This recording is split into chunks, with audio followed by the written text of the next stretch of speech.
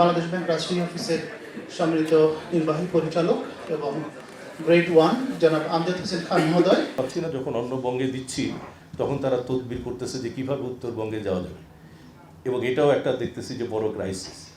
এরকমভাবে স্যার তারা রিটেন পরীক্ষায় এগিয়ে যাচ্ছে। ফলে আমরা যদি এই জায়গায় ইকোনমিক জোনগুলো করতে পারি, এই ইয়াং জেনারেশনকে সাংঘাতিকভাবে আমরা কেন্দ্রীয় ব্যাংক তার পেমেন্ট সিস্টেমকে সহজীকরণের লক্ষ্যে আধুনিকরণের লক্ষ্যে The newest thing that we would have in the banking sector would be personalized banking.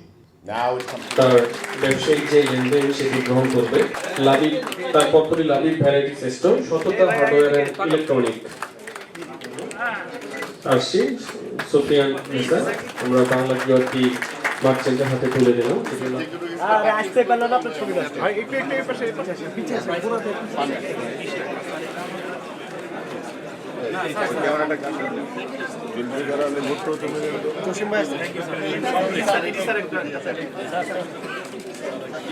আপনার জন্য স্যারকে পাচ্ছি না আমরা।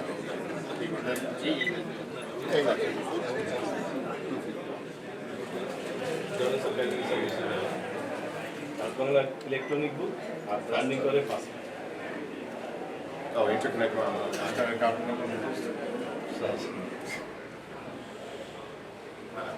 আমি আশা করব যে আগামী দিনে ব্যাংকিং সেক্টর থেকে এই অঞ্চল এটা খুবই বাংলাদেশের উত্তর পার্শ্বে রাজশাহী এবং রংপুর খুলনা অঞ্চল একটু পিছিয়ে আছে, কিন্তু once a time 50 years back that time we are very good position before 47 আমার সৌভাগ্য হয়েছিল মরহুম রাষ্ট্রপতি জিয়াউর রহমান সাহেবের সঙ্গে, আমার সৌভাগ্য হয়েছিল মরহুম প্রধানমন্ত্রী বেগম খালেদা জিয়ার সঙ্গে পাশে পাশে থেকে সব কিছুতেই অগ্রগতি, উন্নয়ন, প্রতিবাদ, অন্যায়ের বিরুদ্ধে দাঁড়ানো আমি সবসময় ছিলাম।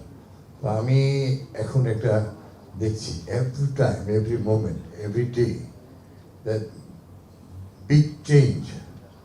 আমার প্রাইম মিনিস্টার অত্যন্ত খুবই সিম্পল সাধারণ সততার সঙ্গে দেশ পিছিয়ে গেছে অনেক। Now Rajshahi the best city in our country.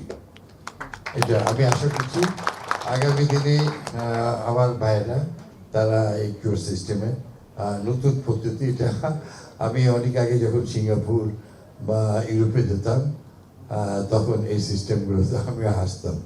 তো আসলে ওইখানে অর্থ দিয়ে কোনো কেনাবেচাই হয় না, এই কিউআর সিস্টেমের মধ্যে সবাই।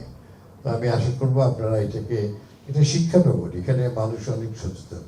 বাংলাদেশের যে কোনো অঞ্চলের চেয়ে রাজশাহী শিক্ষা দীক্ষায় সর্বোচ্চ অগ্রগতি, এবং বাংলাদেশের 62টা ডিস্ট্রিক্টের মধ্যে চাঁপাইনবাবগঞ্জ নাম্বার 1। তো আমি আশা করছি যে আপনারা ঠিক সেইভাবেই আপনারা করবেন। আর আমিও খুব খুশি পূবালী ব্যাংক, আমার বাবার কাছে অনেক গল্প শুনেছিলাম, আজকে তার বাংলাদেশ ব্যাংকের সহ পূবালী ব্যাংকের ডাইরেক্টর এখানে আসছেন, এমডি সাহেব সহ অন্যরা আসছেন। আমি খুবই খুশি হয়েছি।